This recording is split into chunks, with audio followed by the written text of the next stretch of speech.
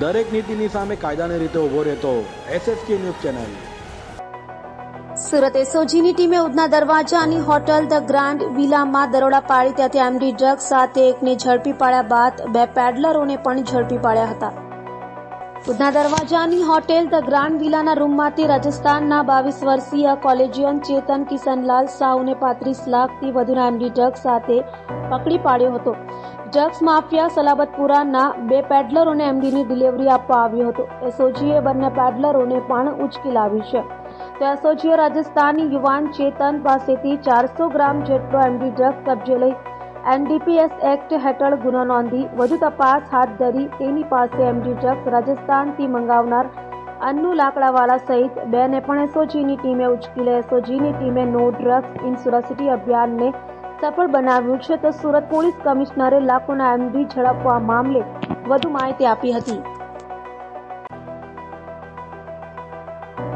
ગઈકાલે તારીખ 21 જુલાઈના રોજ સુરત શહેર એસઓજી પોલીસ તરફથી એવા એક બાતમી આપણને મળી હતી કે એક રાજસ્થાનના એક વ્યક્તિ છે જો અહીંયા આવ્યા છે એમડી ડ્રગ્સ સપ્લાય કરવા માટે। આ બાતમીના આધારે જો પોલીસે વોચમાંથી અને સલાબતપુરાના એક હોટલમાંથી આ વ્યક્તિ જેના નામ છે ચેતન કુમાર સાહુ, જેના 22 વર્ષ ઉંમર છે, એના જો 354 ગ્રામ એમડી સાથે એની ધરપકડ કરી છે અને આ વ્યક્તિ પાસેથી જો એના વાહનો, મોબાઈલ ફોન આ બધા રિકવર કરવામાં આવેલા।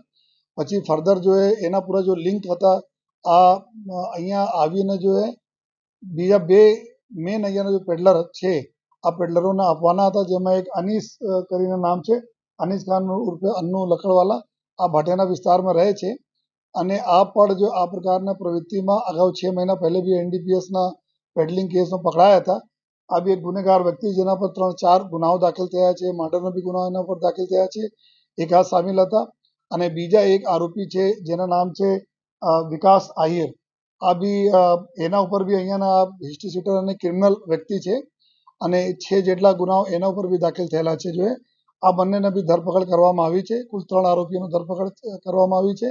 સાથોસાથ બીજા એના જો સહ આરોપીએ બીજા ક્યાંથી और કોણ કોણ સાથે સંકળાયેલા છે એના ઉપર તપાસ ચાલુ છે।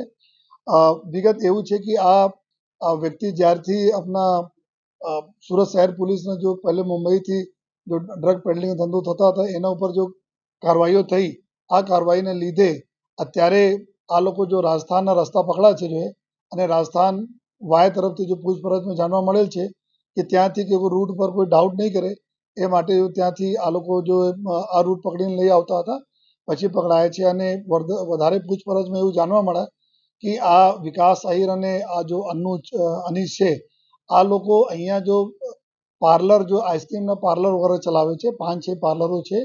આ પાર્લર ઉપરથી આ લોકો આપણે ગ્રાહકોને સપ્લાય કરે છે એમડી ડ્રગ્સ અને સાથોસાથ અમુક જગ્યા આ લોકો એના જો ગ્રાહકો છે એના 2 વ્હીલરમાં બી જઈને અલગ અલગ જગ્યાએ આપતા રહે છે।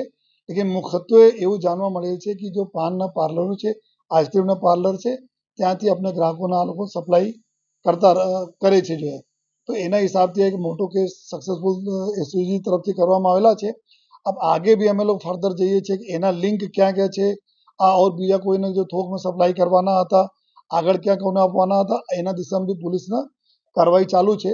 અને આપના જાણકારી માટે કે છેલ્લા ચાલુ વર્ષ 2024ના વર્ષમાં અત્યાર સુધી કુલ લગભગ જો 3 કરોડથી વધુ ના મુદ્દા માલ કુલ 37 કેસીસમાં પોલીસે પકડી, જેમાં કરીબ 85 જેટલા આરોપીઓના ધરપકડ કરવામાં આવી છે જો અને સાથોસાથ અમે લોકો આ પણ જોઈએ છીએ કે આ બધા જેટલા બી આરોપીઓ NDPS પકડાય છે એના આ પૈસાથી કેટલા આ લોકો આપણે પ્રોપર્ટી વસાયેલ છે, કેટલા મિલકતો વસાયેલ છે, એના ઉપર જો પોલીસ એસઓજીના અને ક્રાઇમ બ્રાન્ચના કામગીરી ચાલુ છે, જેથી આવનાર સમયમાં કાયદા પ્રમાણે એની જો પ્રોપર્ટી બી અમે લોકો સીઝ કરી શકીએ।